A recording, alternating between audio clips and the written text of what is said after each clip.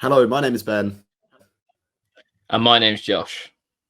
And welcome back to FPL Graduates. Welcome back to another video. It's been an international break. One of us is wildcarding. Let's get straight into our teams for the next game week. Okay, so we get kicked off into my team. So I'm playing my wild card into game week 13. I hit it literally on the weekend of game week 12 to try and catch as many price rises as I could. There wasn't too many, to be fair, for the players that I wanted in my team, as we'll discuss in a moment. So in goal, Areola, I've had him since the start anyway. So he's remained from the last team. I'm coming off a 100-point week last week. So it was a really, really good week, but I always planned that this would be the time to wildcard. So I've stuck to my guns and I'll be going for it this week. Into the defence at the moment, we've got William Saliba. Obviously, this week, Arsenal's fixture is not the greatest, but they do have a decent-ish run. And I think defensively, they are solid. So I expect them to pick up at least maybe 3 clean sheets in their next 5 games. Some easier fixtures after this Brentford one. Next up is probably a surprise inclusion. It's Reece James. Obviously, there's a lot of fixtures coming up, so there is potential for him to be rotated 100%. But I'm willing to take the risk there with Reece James. I think he has got the potential to be, hauling like we've seen in years gone by. And I'm willing to take the risk just because I think a lot of my picks in this wild card are quite safe, and I wanted to take the risk somewhere. So he's there at the moment. Obviously, if he's there by the deadline, we'll wait and see. But after Newcastle, I generally think that Chelsea have an unbelievable run, especially if you look attacking as well. Brighton and then Man United, for me, are good attacking fixtures. And then they have an absolute sea of green that you can tell by the FDR that they're going to have a good run of games. And then finally, to finish off the back three is Tyrick Mitchell, Luton away this week. A couple of good fixtures for Palace, and then it does turn sour. So I do have a plan in place to get these Palace players out of my team. So yeah, what's your thoughts on the initial back four, Ben? Yeah, I mean, it's pretty solid. It's pretty template in terms of the players that you're bringing in. Obviously, a lot of people hopping on Palace defensive assets, as well as sort of Arsenal assets for their decent run. At least Palace have a couple of decent games before they turn just a little bit. But yeah, I'm not too sure about Reece James, to be honest. If there's any time this season you want to be picking someone that's a little bit injury prone, it's probably not in the lead up to Christmas. So that's the one where I'm like, not too sure, because this is our sort of highest concentration of game weeks over the next sort of 5 to 7 weeks. So for me, I'm not quite as sort of confident as you are on that pick. I do agree with you. The fixtures are decent from an attacking perspective, but it's of course as a result of keeping Reece James fit, and with the quick turnarounds, I can see a benching here and there as well. The attacking output is there. But I'm just not sure sort of long term it would be the most sensible move. Maybe as a punt, but again, you probably got to be ready to make a transfer out with that one. Yeah, definitely agree with those valid points on James. Moving on into the midfield. So Jarrod Bowen is currently still there. We haven't really had a clear and definitive update on him at the moment. Last we heard is that he's got fluid on his knee and he's seeing a specialist. It could be really short term. We just don't know the extent of it, basically. So he's staying there for now, because if he is fit, he is an absolute guarantee in this wild card. He's one of the reasons that I did want to wild card, because he's at an awkward price point that I couldn't really get to. So he's in there at the moment. Obviously, if he isn't in there, I would probably look to potentially downgrade him to someone like Cole Palmer, who obviously isn't in my midfield, as you can see. He's another player that is on my radar that currently doesn't fit into my plans, but I'll discuss that a little bit later on as well. Obviously, Brian Mbeumo, Arsenal at home this week, but then, there's a really good run for Brentford after that. You've got to be careful with him, though, because he will blank in game week 18, and he will also probably go to AFCON in game week 20 as well. So if you are picking him at the moment, you need to have a plan to get rid of him come probably game week 18. So yeah, that's my thoughts on him. But at the moment, he's the best value pick in the game. Eberechi Eze, I had him at the start of the season, didn't really do much for me, so I might be falling into the same trap again. But there are 2 really good fixtures for Palace, and he is a very, very good asset for them. So he's in there at the moment. Then Salah and Son. Speaking about Son, a lot of people potentially going off of him. Obviously, they haven't got a lot of players fit at the moment. So he is someone that I would look to potentially move on if I found a good enough replacement for him. Not a massive fan of Bukayo Saka at the moment. I just think his numbers this season compared to last season are nowhere near the same level. And he's also flip-flopping penalties as well, which is a massive red flag for me in terms of someone who's costing, nearly £9 million.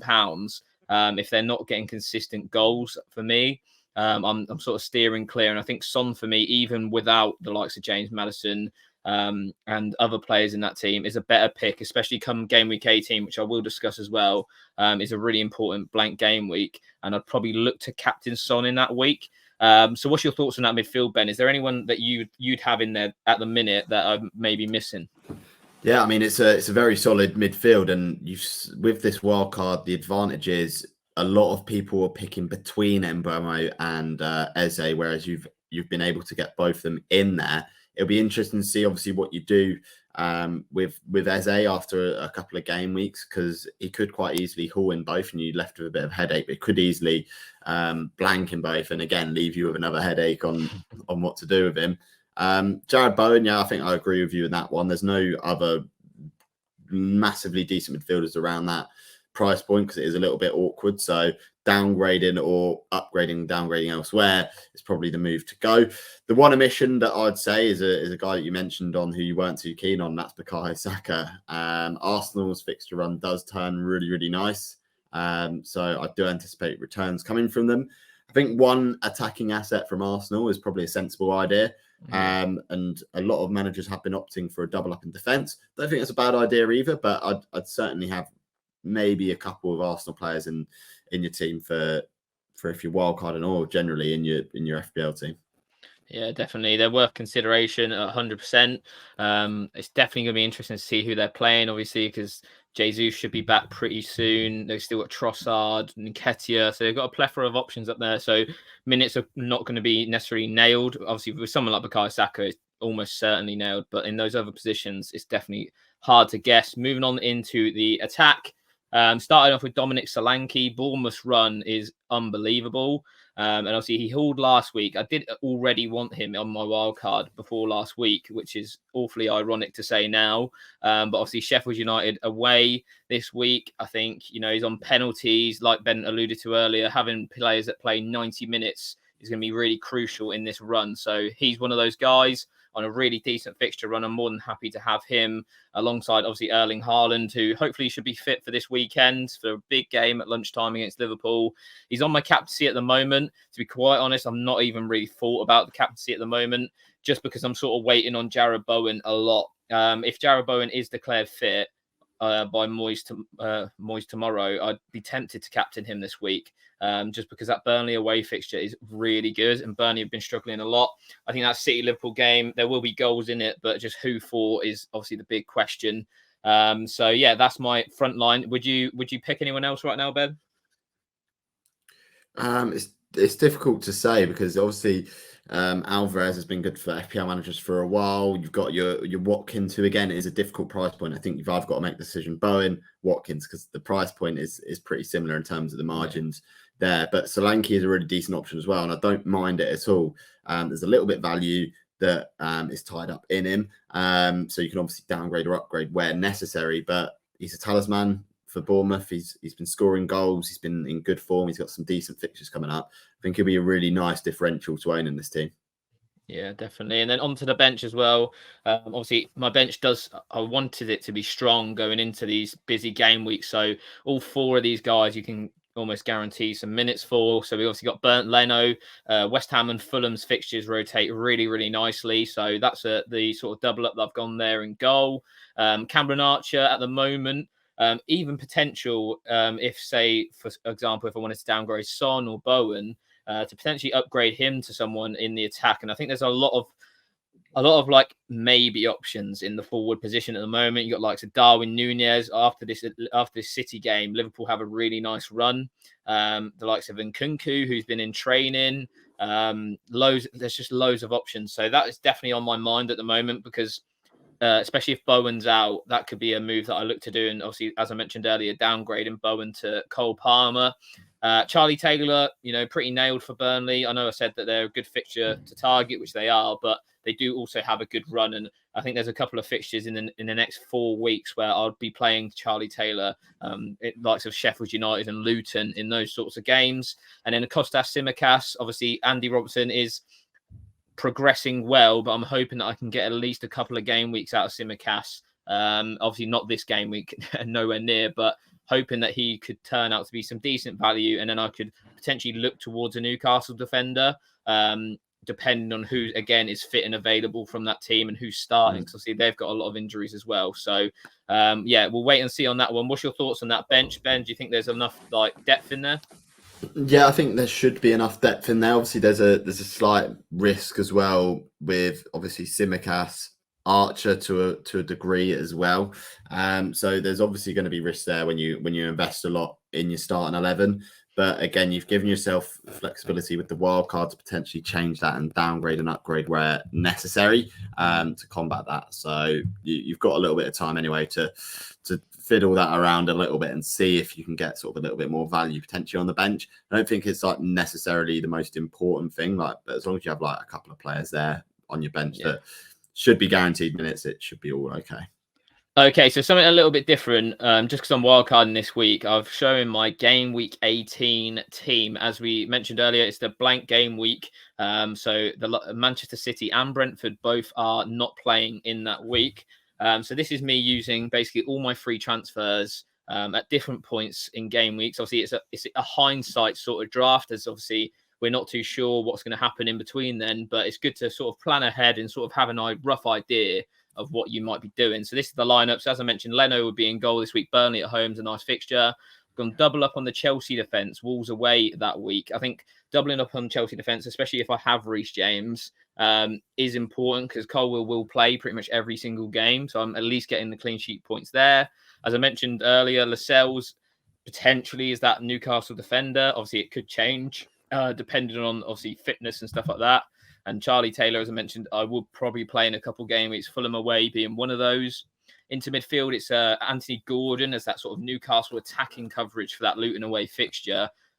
And then Palmer for Wolves away. Salah, Son, I would keep both of them. And as I mentioned, I'd probably captain Son this game week, as there's not too many standout captaincy options with Haaland blanking and then Salah facing Arsenal at home, which is not a bad fixture necessarily for Salah. We've seen him score there before, but I think it'll be an easier fixture for Son over Everton at home. And I'd hope that maybe James Maddison returns for that game.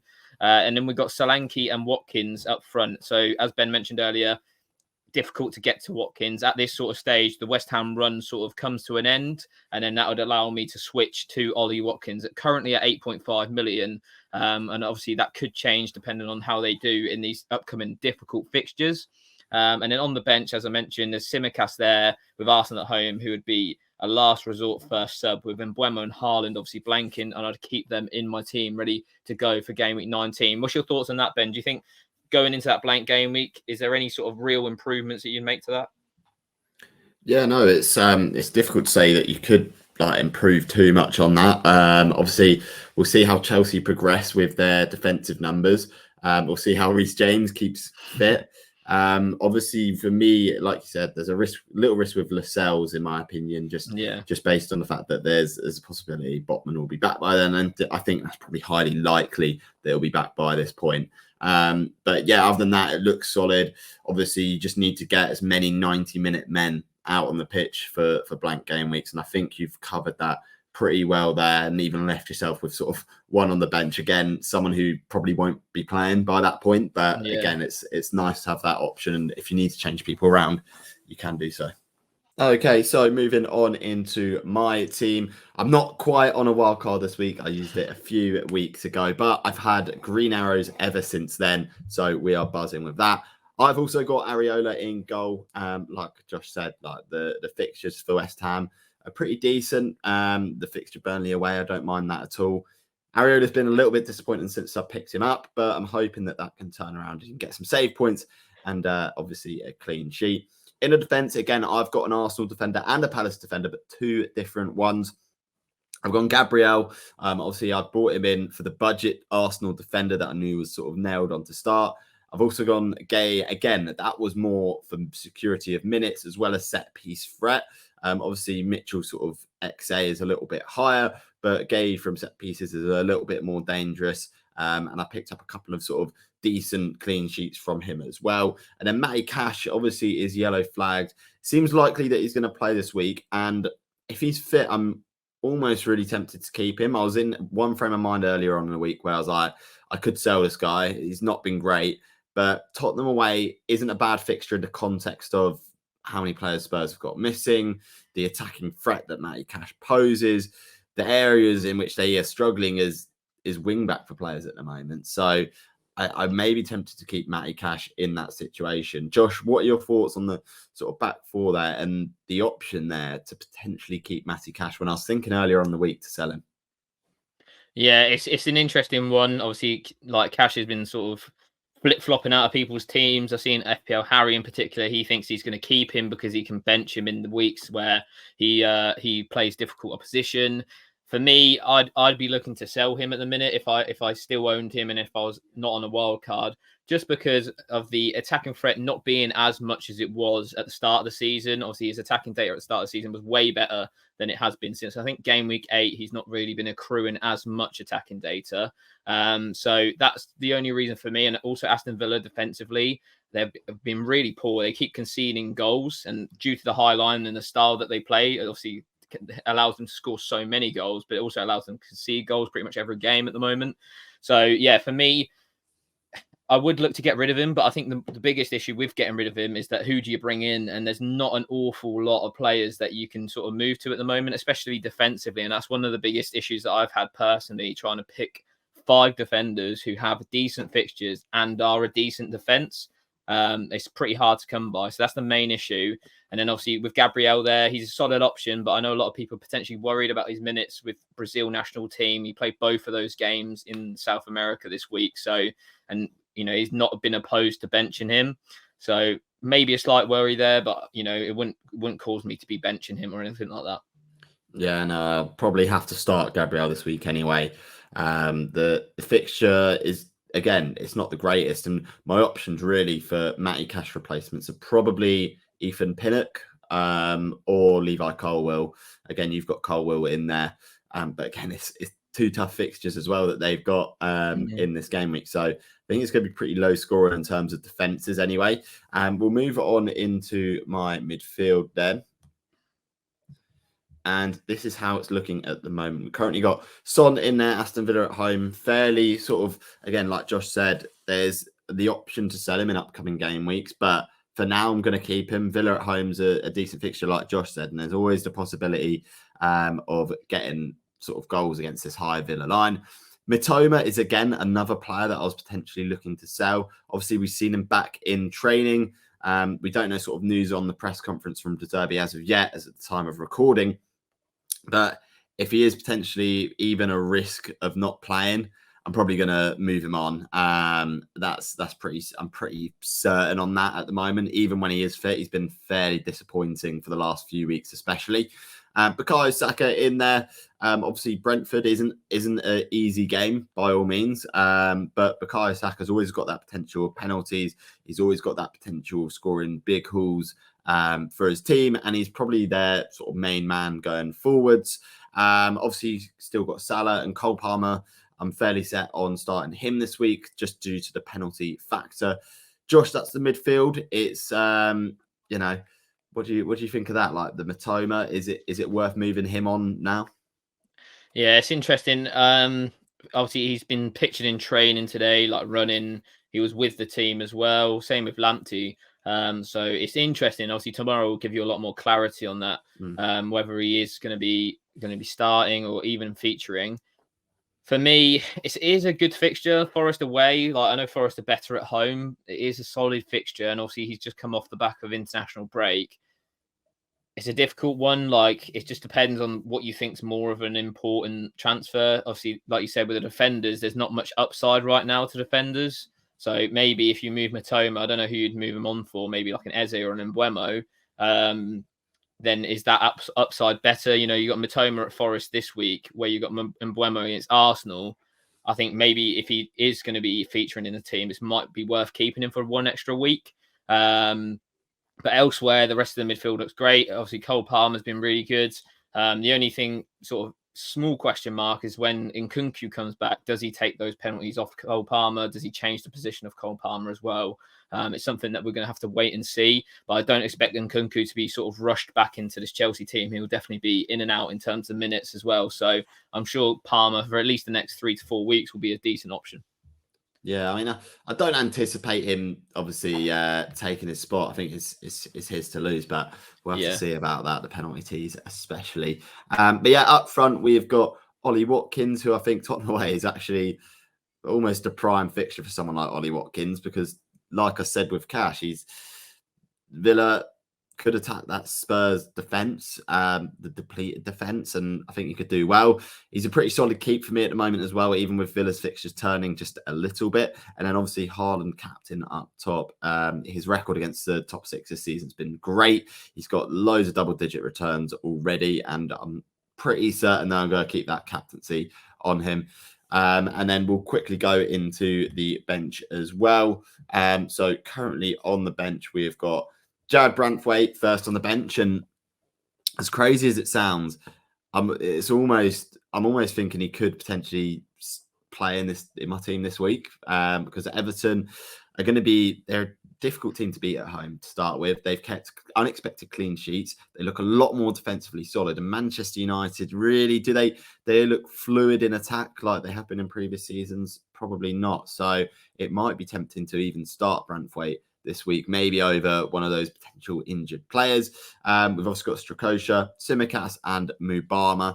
We've also got 2 free transfers with this as well. So it's a bit of a headache to work out what I'm going to do with my team this week. Josh, what are your initial thoughts on the team and potential moves as well? Yeah, I really like Watkins' pick. I haven't owned him yet this season. But I think he's been fantastic, and like you said, Tottenham away is actually quite a good fixture if you're looking at it as an attacker at the moment. The bench is interesting. Obviously, the fixtures this week is pretty horrendous all round, but I think, like you mentioned, United not too great. They have got players coming back from injury. I know Luke Shaw's back in training now, which will be a big plus, especially for Marcus Rashford, because that link up on that left-hand side is really good, and probably half the reason why Rashford plays really well. So that'll be interesting to see. In terms of his free transfers, it's going to be a difficult one. I think you've got to look long term with them and sort of macro plan rather than micro plan. Maybe look towards that blank game week in game week 18 and sort of assess what players you want around that sort of time. I know it's obviously quite far away at the moment, but obviously, like we said earlier, the game weeks are coming thick and fast. And it's not as if you're waiting like a whole month for that game week. Like, that game week's going to be coming in a few weeks' time. So, yeah, it's going to be interesting. What's your heart? I think your heart's on Matoma out right now, isn't it? At the moment, yeah, my heart is on getting out Matoma, just because of the disappointment over the last few weeks. But again, like we said, it's probably between Matoma and Cash as to an option out. It's just, again, with the upside of both transfers, like both players could pull this week, which is crazy. And then to think that I might transfer one of them out again, it's interesting to say the least. And I don't ideally want to burn a transfer either here. So I kind of want to look towards the future here. If I downgrade Cash maybe to Chelsea player Colwill and have to start him, then so be it. Like, Newcastle against top quality teams don't concede too many, but there also hasn't been too many goals either in those games, albeit they've been very attacking against the lesser teams. So we'll have to see about that. But yeah, the plan will be up in the air. We'll probably make decisions based on injury news. Maybe one of them is out injured, or maybe it's confirmed one of them isn't starting, but we'll just have to wait and see on that. Okay, so that wraps up our game week 13 team selections. As you can see, me and Ben have no clue what we're going to look like in terms of our teams come the deadline on Saturday morning. If you want to check out our teams, we always post them on our Instagram and obviously in our Patreon as well. So make sure you check out those links in the description. Yeah, and as always, please remember to like, comment, and subscribe. And as always, I've been Ben. I've been Josh. We'll see you guys later. Have a good game week, everyone.